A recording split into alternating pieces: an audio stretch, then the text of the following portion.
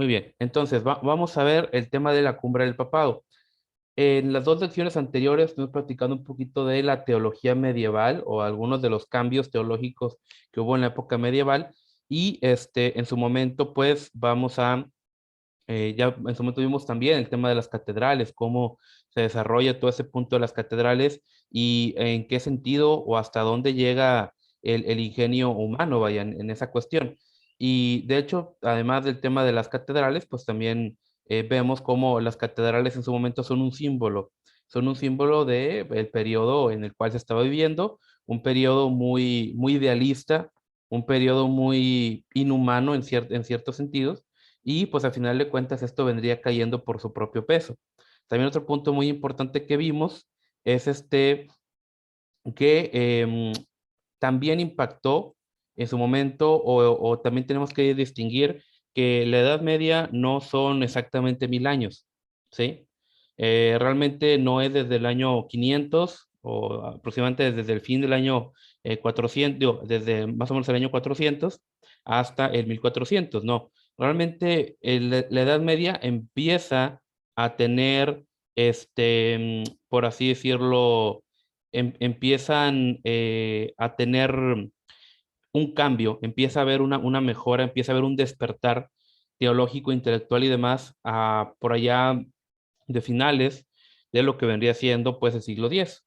Entre el siglo X, el siglo XI, poco a poco pareciera que las cosas empiezan como que a tener pequeños tintes de cambio y ya para el siglo XII pues ya realmente impacta la teología, perdón, impacta la filosofía de Aristóteles, la arquitectura de los árabes y muchos más aportes que en su momento el mundo musulmán hizo. Y está muy interesante el tema porque hoy en día vemos a los árabes y vemos lo que está pasando en Afganistán y vemos de que, oye, pareciera que estos son unos bárbaros locos. ¿Qué fue lo que pasó con aquella Universidad de Bagdad? ¿Qué pasó con aquel despertar intelectual que en su momento hubo en el Medio Oriente? De hecho, para los que vieron el video, que espero que lo hayan visto todos, realmente Aristóteles regresa a Europa gracias a los musulmanes, porque la teología, vamos a decirlo así, ortodoxa cristiana, se había vuelto muy platónica, pero es gracias a los árabes, gracias a los musulmanes, a Averroes y a Maimónides, que bueno, Maimónides era judío, un sabio filósofo judío muy, muy grande, muy liso también, y además era doctor. Y gracias a la influencia de estos y muchos más, Aristóteles regresa a Europa. Y gracias a esto empieza a haber un cambio, empieza a haber un nuevo cambio de paradigma que en su momento vendría a concluir en Tomás de Aquino. Tomás de Aquino, muchos dicen, wow, Tomás de Aquino eres lo máximo. Pues que realmente lo que hizo Aquino fue de que tomó la teología de Aristóteles, la empató con lo que vendría siendo la teología cristiana. Es decir, lo que muchos teólogos cristianos habían hecho, muchos teólogos y filósofos habían hecho de combinar la filosofía platónica con la teología cristiana, en su momento lo hizo Tomás de Aquino, pero ahora con Aristóteles. ¿Ok? Que ojo, no digo que no haya sido listo, no, si realmente Tomás de Aquino es un personaje muy, muy importante históricamente. Le recomiendo mucho sus libros, el de Suma Teológica y Suma contra los Gentiles. Son libros muy, muy buenos. Incluso las famosas 5 vías de Tomás de Aquino para demostrar la existencia de Dios se sigue discutiendo hoy, es decir, casi 800 años después. Entonces, realmente Aquino es un personaje muy importante dentro de la cristiandad.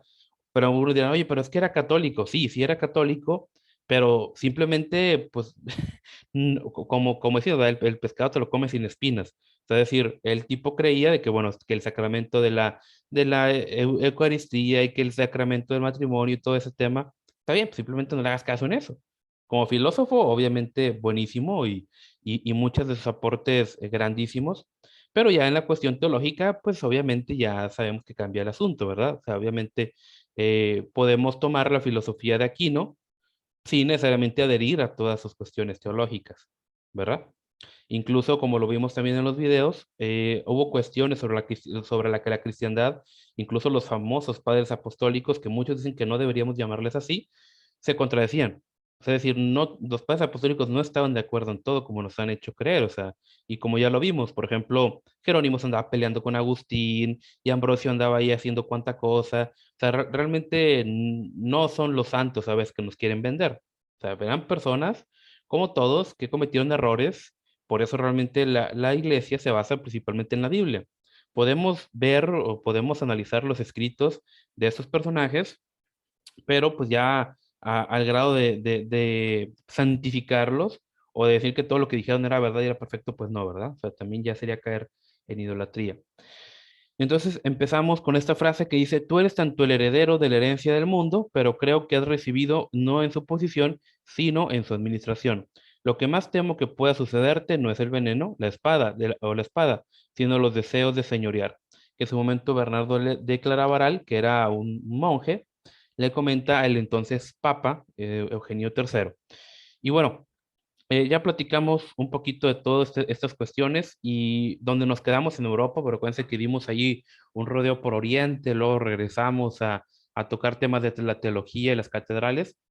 Vemos que en este punto estamos allá por el año 1125, es donde empieza este relato, y estamos en un periodo en el cual el Papa pues había hecho las paces, vaya, entre comillas, con el imperio, el Sacro Imperio Romano, que era el imperio descendiente del imperio carolingio, el imperio de Carlomagno, y en su momento pues habían acordado el famoso concordato de Worms, ¿sí? Ojo, va a haber otro concordato en Worms cuando pase lo de la reforma, pero por ahora este primer Worms tiene que ver principalmente con las relaciones que hubo entre en su momento Enrique V y en su momento el Papa Calixto II, ¿sí? Porque recordemos que se habían peleado, se habían enemistado y en ese punto, pues ahora sí que, vaya, ya se habían reconciliado.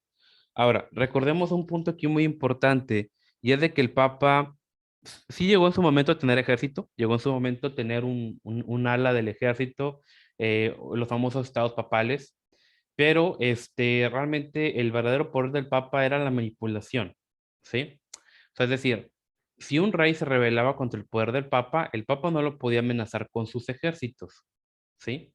El Papa no le podía decir, ah, bueno, te voy a mandar un ejército de mis súbditos papistas para que te acaben. Pues no, realmente no podía hacer eso. Lo que sí podía hacer era decir, ¿sabes qué? El rey o el emperador están excomulgados y esa excomunión o ese apoyo que le retiraba el Papa al rey en su momento le podía afectar de que alguno de sus súbditos, digamos un príncipe, un señor feudal, un rival político, se levantara en armas contra ese rey. Y como ese rey ya no tenía el beneficio del Papa, el beneficio de la cristiandad, mucha de la gente del campo iba a abandonar al rey. No, pues que el Papa lo excomulgó y si el Papa lo excomulgó es por algo. Aunque no hubiera buenas razones para eso, la gente, no, el Papa lo excomulgó, por lo tanto, unámonos al señor rebelde que quiere derrocar al rey. Y no solamente eso, sino que también reyes vecinos podían atacar ese reino con la justificación, es que el Papa dijo que ese reino era legítimo, el Papa lo excomulgó, por lo tanto, tanto reinos vecinos como gente interna de tu reino podía rebelarse contra ti simplemente si el Papa te excomulgaba. Entonces, aquí vemos un tema de manipulación que se ha dado o se ha empezado a dar desde hace 1000 años, vaya, con esta cuestión. En México pasó mucho, en México pasaba mucho que en el siglo XIX, igual después lo podemos platicar, la independencia de México se da por manipulación del clero. Realmente el clero financiaba guerrillas, el clero financiaba golpes de Estado, el clero manipulaba a la gente cuando un gobierno no le era fin a sus intereses para tumbarlo.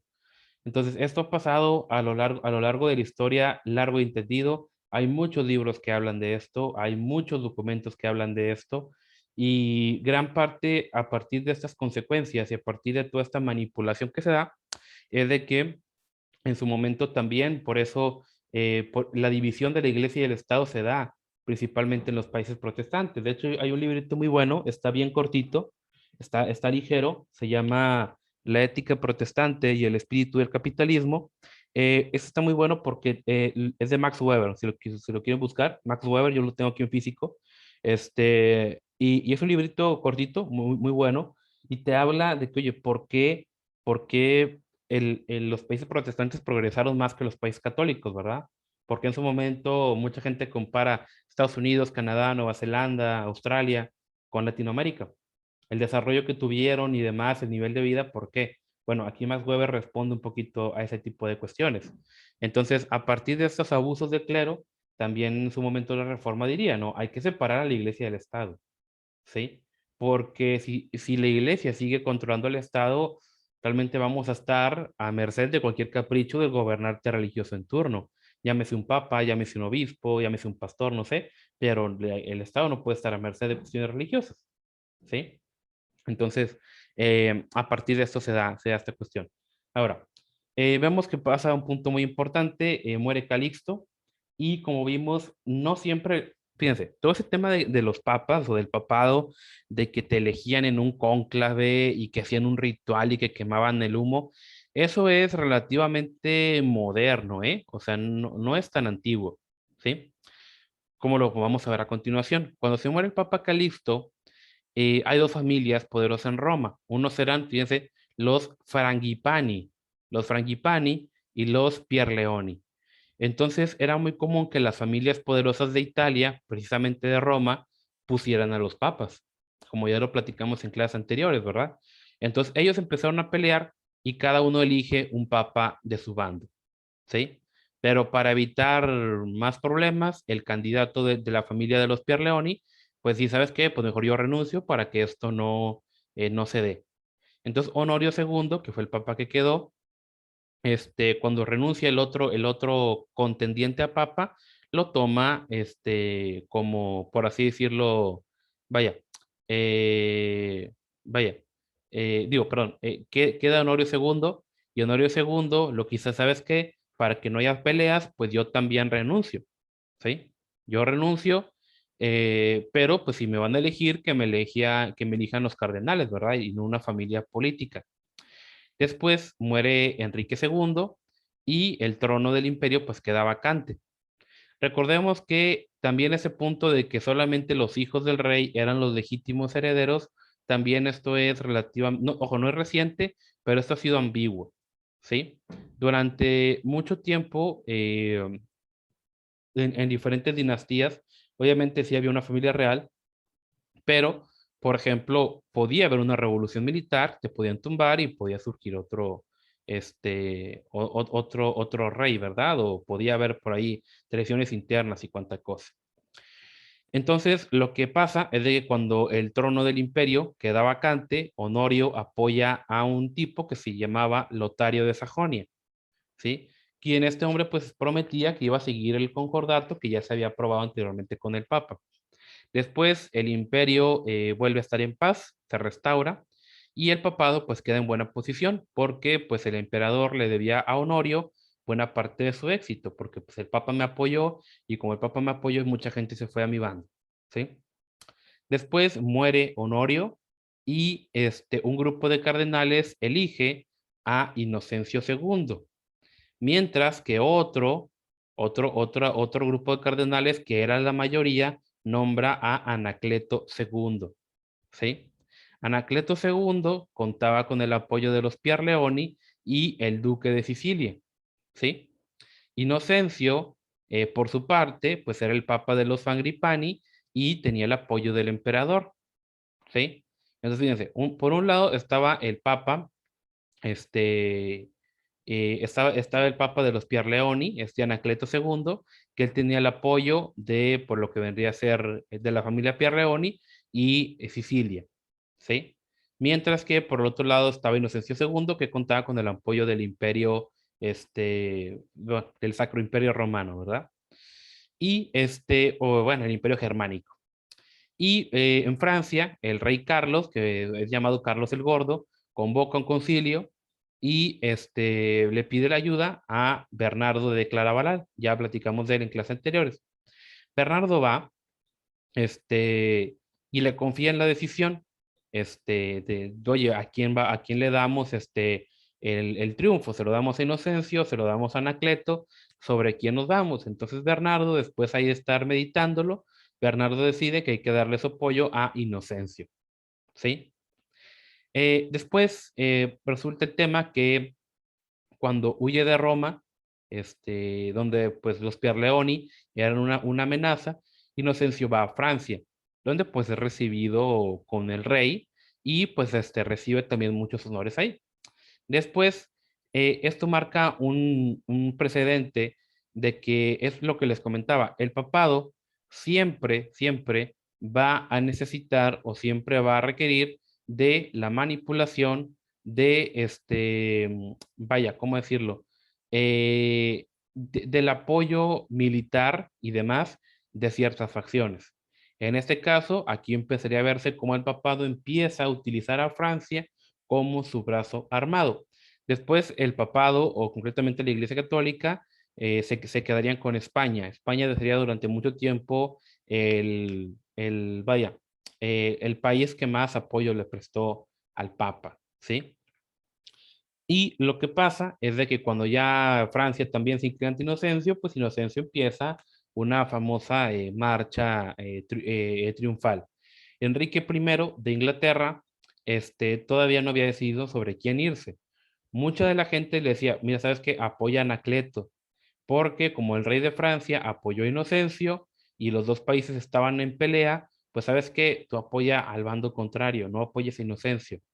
Pero Bernardo le manda, se dirige, o va con Enrique, y le dijo, mira, ¿sabes qué? Esto no es válido porque, este, mm, dice, mira, ¿sabes qué? Si te preocupa apoyar a un papa, al papa indebido, le dice, ocúpate de tus otros pecados y que este caiga sobre mi cabeza, ¿sí? Aquí empieza a verse cómo la iglesia trata de venderle la idea a los reyes de que la iglesia está por encima de ellos. Qué interesante. La iglesia dice, no, yo estoy por encima del poder civil. ¿Quién lo dice? Ah, pues yo lo digo. Ah, no, pues qué bueno, ¿verdad? Muy, muy, muy, muy coherente aquí el asunto. Y entonces, pues en su momento el emperador, pues esperaba obviamente que apoyara a Inocencio. Y pues es cierto que después de coronar en Reims al rey de Francia y a su hijo, Inocencio va a Alemania. O sea, recuerden que era como que un privilegio, aunque ya fueras rey, era como que un privilegio que el papa viniera y te volviera a coronar, ¿verdad? Entonces, va en su momento a Alemania y en su momento pues también el Papa Inocencio pues es recibido bien por Lotario y Lotario trató de aprovechar esta situación para deshacer el famoso concordato de Worms. Es decir, recuerden que el concordato de Worms decía que el rey no podía elegir a los obispos, a los arzobispos y demás, que era el Vaticano el que tenía que elegir, el que tenía solamente el poder de elegir a los representantes de la iglesia. Y el emperador trataba como que de deshacer este acuerdo, ¿sí? El papa como que en una primera instancia vaciló, pero pues gracias a que Bernardo estaba ahí, pues vaya, logró imponérsele al emperador, en este caso, ¿sí? El único lugar en donde Inocencio no fue recibido con mucha pompa fue en la abadía de Claraval, porque en ese periodo todavía en la abadía de Claraval, pues había un espíritu o un deseo de mantener como que cierta pureza y humildad. Todavía había algo de eso, entonces cuando Inocencio pasa por Claraval, literalmente los monjes ni le prestan atención porque dicen, pues ¿para qué vamos a rendirle honores? Sí, ok, es el líder de la iglesia y como líder de la iglesia tiene que ser humilde. Obviamente esto no era así, ¿verdad? Pero bueno, ellos pensaban de esta manera, un pensamiento muy bueno que, bueno, a la postre también terminaría corrompiéndose, desgraciadamente. Después, gracias al apoyo de las tropas imperiales, Inocencio puede regresar a Roma y allí vuelve a coronar a Lotario, ¿sí? Pero cuando el Lotario y la mayoría de sus ejércitos regresan a Alemania, Inocencio se va a la ciudad de Pisa, donde estuvo como 3 años. Y ojo, no residía en Roma, pero pues casi toda Europa lo reconocía como el legítimo papa.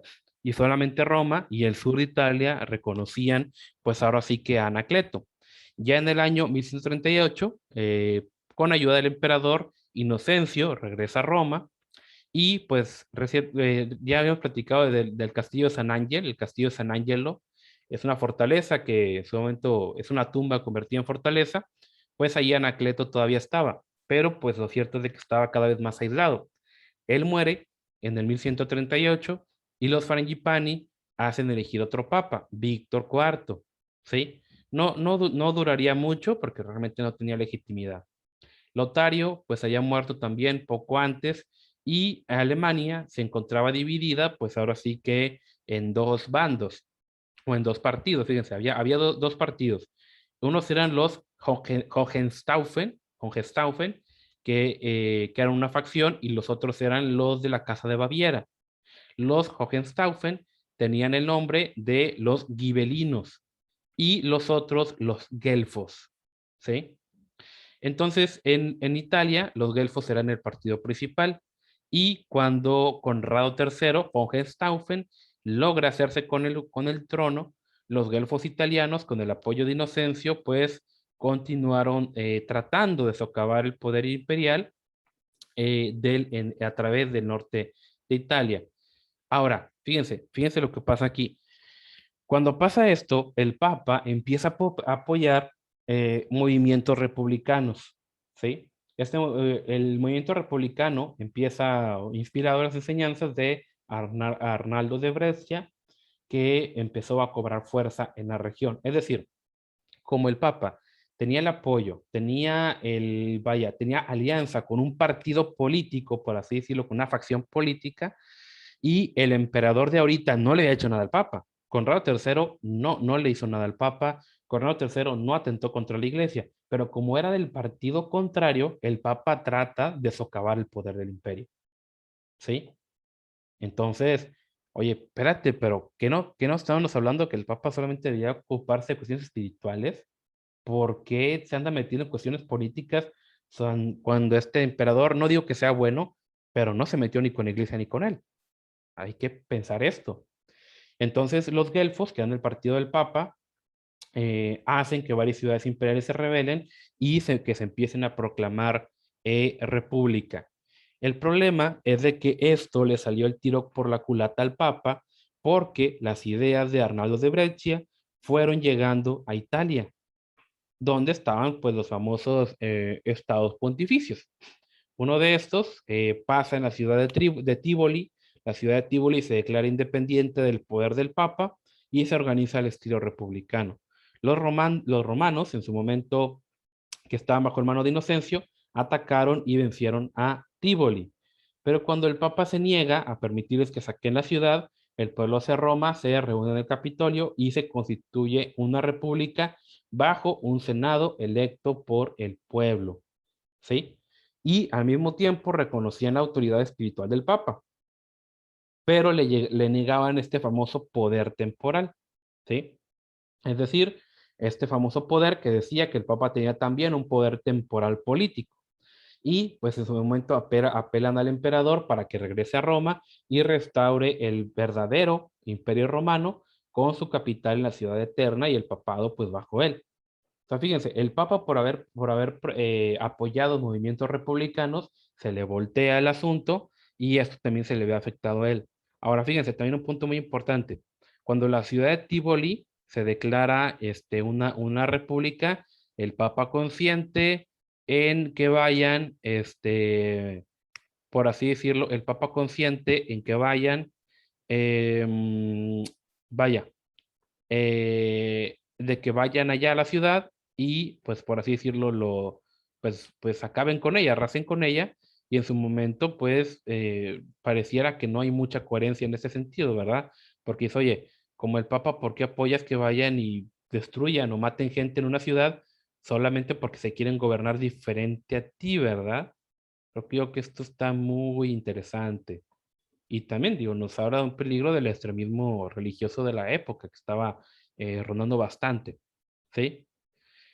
Cuando surge este reto, Inocencio muere, ¿sí? Y le sucede un papa llamado Celestino II. Ojo, Celestino II era amigo de Arnaldo de Brescia. Y pues él esperaba de que, oye, pues como eran amigos, lleguemos a un entendimiento, con los republicanos y demás. Pero pues él muere a los pocos meses, mucho, ojo, fíjense. Aquí vemos una sucesión muy larga, muy corta de papas. Muy posiblemente los hayan matado. Sí, esto era bastante común, de que pues, había un papa, hay que matarlo para que yo llegue al papado, luego el otro también me quiere matar a mí. Entonces, o sea, se daba mucho esto, de que los aspirantes a papa se mataban entre ellos para poder ocupar el poder. ¿Sí? Después le sigue otro papa, Lucio II, quien busca el apoyo de Rogerio de Sicilia, ¿sí? Que Rogerio de Sicilia decía, ¿sabes qué? Ya no quiero ser un duque, quiero ser rey. Entonces el papa le dice, ok, te voy a nombrar rey, pero pues apóyame a acabar con los republicanos. Y los republicanos, por su parte, se aliaron con la familia de los Pierleoni y a uno de sus miembros le dieron el título de patricio. Patricio es decir, vaya, es un título de honor, ¿sí? Y dijeron, ¿sabes qué? Pues vamos a negarle la autoridad temporal al Papa. El Papa no tiene por qué meterse en temas políticos. Y lo cierto es de que el Papa Lucio muere de una pedrada cuando sus tropas atacaban el Capitolio, ¿sí? Miren nada más, qué bonito ejemplo. Y su sucesor fue Eugenio III. A este Eugenio III es al que este Bernardo de Claraval le dedica las palabras que leímos al inicio.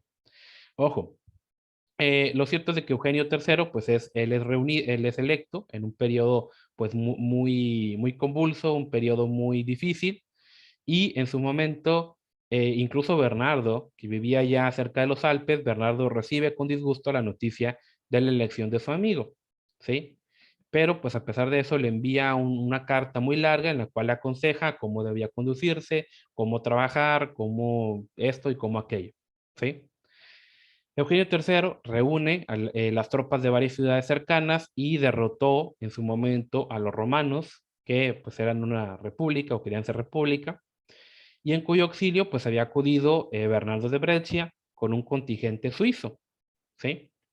Eugenio entra en Roma y los ciudadanos se declararon prontos a obedecerlo siempre que traicionara a sus antiguos aliados, es decir, a los sicilianos, ¿sí? Pero Eugenio antes de hacer esto, pues mejor se va de la ciudad, va a Viterbo y después se va a Siena. Después, pues trata de continuar dirigiendo la vida de la iglesia en Europa, que pues siempre contaba con la ayuda de Bernardo. Que ojo, Bernardo en este momento pues se encontraba predicando la famosa Segunda Cruzada y servía como intermediario entre los reyes, arzobispos y pues seguía moviendo Europa. También es un punto importante esto, que en su momento el conflicto no pudo escalar porque muchos nobles tenían sus principales intereses puestos en Oriente. Querían conquistar una parte del Oriente o querían, estaban preocupados por el tema de las cruzadas antes de poder pelearse con el Papa, ¿sí? Eugenio logra socavar la popularidad de Arnaldo y de la República y debido pues a la revolución que había tenido lugar, Roma pues ya no gustaba del prestigio, ya no tenía las ventajas económicas de ser el centro religioso de Europa y muchos romanos pues ya mostraban resentimiento hacia los jefes republicanos. Mientras tanto, Eugenio, pues poco a poco se ganaba la simpatía de la gente, por así decirlo, ¿sí? Es decir, como la República no le negaba el título de obispo de la ciudad, sino solo el poder temporal, el Papa iba a Roma y usualmente fue en dos ocasiones y cada vez se ganaba más la aprobación de la gente, ¿sí? Y a través de una conducta pues mansa, tranquila, de paciencia, ya cuando él muere en el año 1153, ya la república ya estaba agonizando, ¿ok? Entonces, vaya, en este periodo de tiempo sí era bastante común, sí era muy normal ver ese tipo de conductas que, pues, les repito, o sea, esto es, va completamente contrario a lo que uno cree como cristianos, es decir, ves un líder religioso metiéndose en cuestiones políticas, organizando matanzas, e incluso él siendo parte vaya, del liderazgo de las tropas y cuanta cosa, simplemente por defender un poder político, interviniendo en estados soberanos, simplemente porque no te cae bien o el emperador o el rey que está no es parte de la familia que te está patrocinando. Eso es muy importante. Muchas veces los papas solamente, a veces eran, pues no completamente títeres, pero sí eran instrumentos de ciertos actores o familias políticas. En su momento el papado, pues siempre buscó obtener poder y a través de esta búsqueda de poder, obviamente ha traicionado los ideales cristianos una y otra vez. ¿Sí? Entonces, vaya, por este lado no debería sorprendernos. Bueno, entonces, hasta aquí vamos a dejarle por ahora. Hasta aquí vamos a dejar esta parte. Nos faltan más temas que ver. En esta cuestión todavía no llegamos a Inocencio, que en su momento llegó a ser el papa más poderoso de su tiempo. Bueno, realmente de la historia se podría decir. Pero hasta aquí me gustaría que platicáramos un poquito o que me comentara así rápidamente este, primeramente sobre la clase, qué enseñanza o qué reflexión les deja todo esto? Y segundo, acerca del tema lo que hayan entendido o lo que hayan visto de lo que les pasé la semana pasada, de lo que vendría siendo los testigos de piedra y el tema de las cuestiones teológicas, ¿sí? Empezamos en este orden, primero Areli, luego Brian, luego Daniela y luego Karina, ¿ok? En este orden. A ver, los escucho. Bueno, lo que yo vi más de estas clases actuales habla más sobre lo que es el intelectualismo general de los personajes destacados. Me llamó mucho la atención sobre la historia de Pedro de Abelardo, que él era muy, muy inteligente y que realmente creo que algo que lo detenía a él, pues era lo que mencionabas de su esposa, la que se hizo su esposa, porque en ese tiempo pues estaban muy enfocados en lo de que las relaciones amorosas tenían que ser forzosamente trágicas, y de ese tipo, pues ya algo como que más agresivas, un poco yo creo que masoquistas. Otra cosa que es importante destacar para mí es que en ese tiempo era importante que las personas que se dedicaban a la teología o que creían en Dios y que defendían la fe fueran ya intelectuales, a diferencia de las épocas de Jesús, que por lo general era el evangelio para pobres. Y pues ya, eso fue lo que más se me hizo destacado. Ok, muy bien. Sí, o sea, efectivamente ese punto sí es muy importante acerca ese tema de Sí, o la, sea, de la... como que un cambio muy radical de que primero el evangelio nada más para los pobres porque los ricos son incrédulos y ya después de que no, el evangelio también tiene que ser estudiado, no nada más fe. Efectivamente, digo, también es un punto importante esto de que cuando hablamos de la filosofía, en aquellos tiempos, vemos que la gente común no podía entender esto, la gente común no leía la Biblia.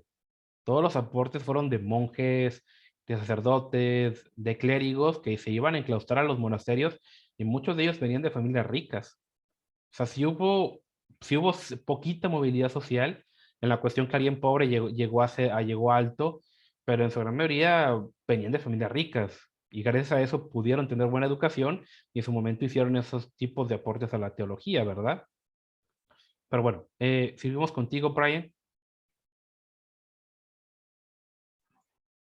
Hola, buenos días, Padre Cristo. Amén. Igual, eh, sí se me hizo un tema como que muy histórico, como que de temas políticos. A lo mejor no, como que se me hizo un poco complicado verlo, a lo mejor un fin práctico en la fe, más que como conocimiento general.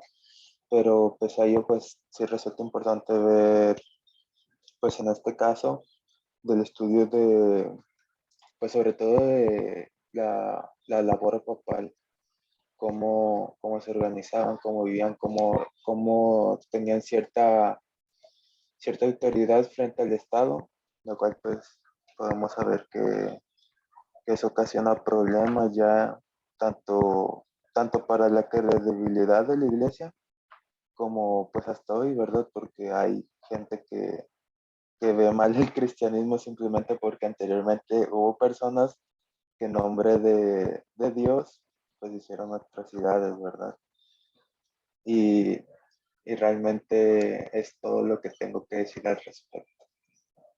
Ok, muy bien. Luego Daniela, luego Karina. Bueno, ando acomodando mis ideas. Ay, espérate. Karina.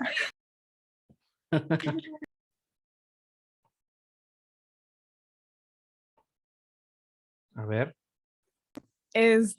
Pues, hazlo para allá. hazlo para allá, ándale. Es que se escucha el eco de la, ay, bueno. Pues, ay, me dis. ¿Qué pasó? ¿Daniel y Karina juntos o qué? Sí, Sí, ahí está. nada más que estaban los dos celulares y se escucha todo el eco con el celular de Karina, pero ya me distraía. Pues yo creo que, o sea, me llama la atención que, pues, sí, o sea, siempre como que seguían iguales, o sea, de que con el poder y todas o sea, las familias siempre estaban ahí entre, bueno, lo raro es que siempre había, como mencionaste al principio, de que o sea, eran familia y como quiera se peleaban por poder. Y pues yo creo que como dijo Brian, que era necesario, bueno, para mí yo lo veo como un comienzo, pues el teológico, por así decirlo, como tú mencionaste, y creo que hasta la fecha se sigue viendo como de cierta manera esas disputas teológicas, pero pues no sé mucho qué opinar, la verdad. Pero sí, siempre, bueno, se recalca mucho de que lo de ¿cómo me puedo decir? Como la perversión que se hace por querer el poder. Y pues siempre estuvo como que relacionado, bueno, o sea, desde antes siempre estuvo ahí con los papas y creo que no ha cambiado hasta ahorita. Ok, ok, ok. Muy bien. Y bueno, vamos con Karina.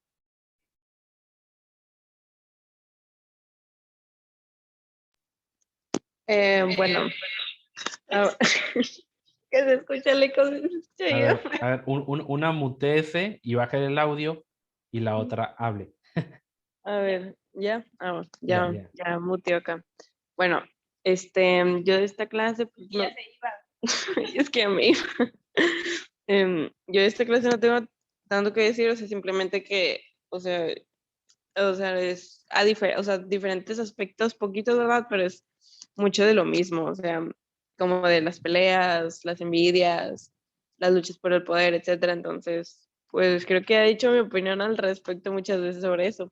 Y de lo que me llamó mucho la atención del video fue de Alcemo, no sé cómo, no me acuerdo cómo se llama, pero él me llamó mucho la atención porque creo que él discute una idea muy, muy interesante, la de am, para, para ver la verdad tienes que creer primero, o sea, tienes que tener fe.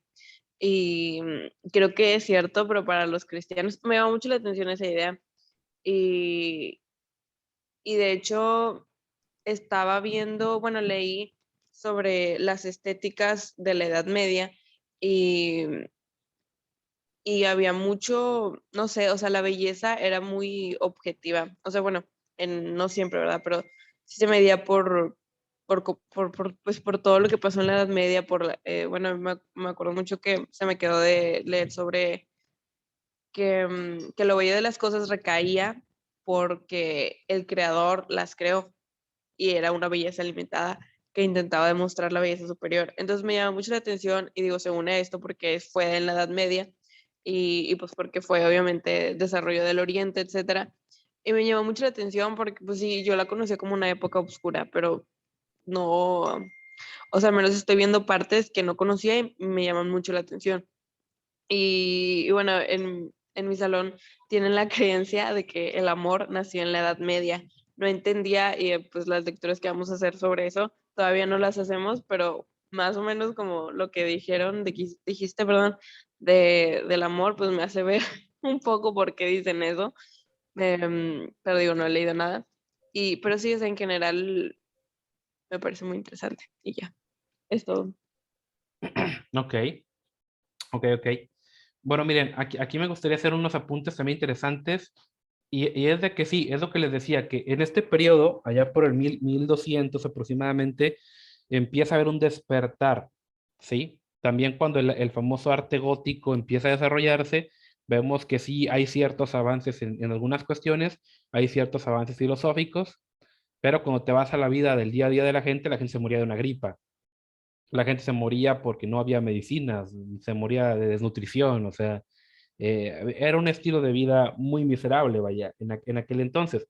Y esto no empezaría a cambiar en algunas regiones hasta justamente después del 1200, cuando gracias a las cruzadas hay algunos elementos por ahí en cuanto a la economía y demás que, que empiezan a aportar algunos elementos positivos. Ahora, también un punto muy importante y es esta cuestión de que de que el amor nace en la Edad Media. Ojo, no es así. Realmente lo que sí nace es el famoso, o lo que yo le digo, el romanticismo trágico, ¿sí?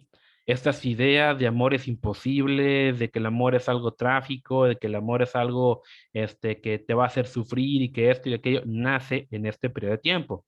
Si uno analiza, por ejemplo, cómo los judíos concebían el amor en el siglo primero, hace ahora sí casi 1000 años antes de todo esto, los judíos ya tenían una concepción muy avanzada de lo que era la familia, de lo que era el matrimonio, de lo que era el compromiso, de lo que era el compromiso con las generaciones pasadas y futuras.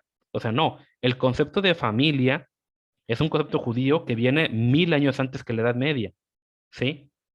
Y este concepto judío emana en su momento de la Biblia. Los que no tenían este concepto tan definido eran los romanos, los griegos y otros países. Pero en los judíos era un concepto muy avanzado y de hecho el concepto de familia occidental que tenemos nosotros es un concepto completamente judío.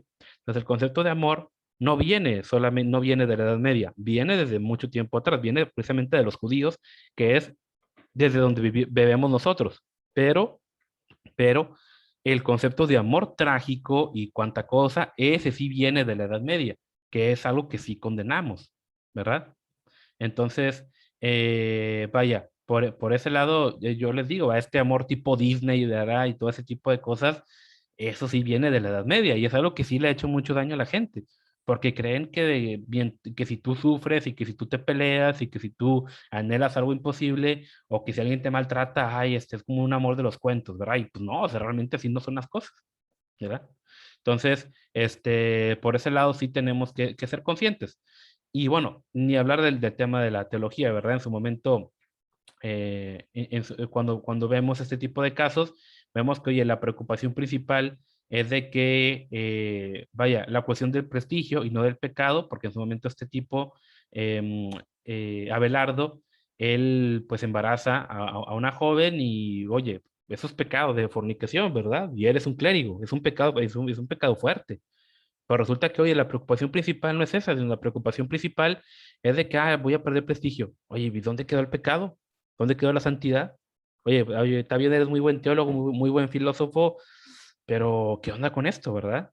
O sea, entonces aquí nos damos cuenta del síntoma de la época. O sea, es decir, era más preocupante el prestigio que el pecado, ¿sí? Y esto fue por lo que se caracterizó mucho este periodo de tiempo, ¿verdad? Como en su momento también, digo, la Iglesia Católica lo ha venido haciendo durante mucho tiempo. Saben que hay curas pedófilos, no hacen nada hasta que se destapa el problema, ¿verdad? En su momento por ahí hasta el cardenal Viganó hizo muchos comentarios acerca de esto, ¿verdad? Entonces, hay mucho de dónde rascarle, de dónde sacarle. Bueno, entonces hasta aquí vamos a dejar esta parte. Vamos a continuar en las secciones que siguen, hablando un poquito de Barbarroja y el resto del papado. Ya vamos acabando poco a poco. Y les comento, sí, lean las secciones que siguen, lean las secciones que siguen para cuando platiquemos la siguiente clase ya podamos seguir avanzando, ¿ok? Y si en la próxima clase igual tienen puntos o anotaciones o cuestiones acerca sobre todo del video donde hablamos de la teología, pues ahí sí nos podemos detener un poquito, ¿ok?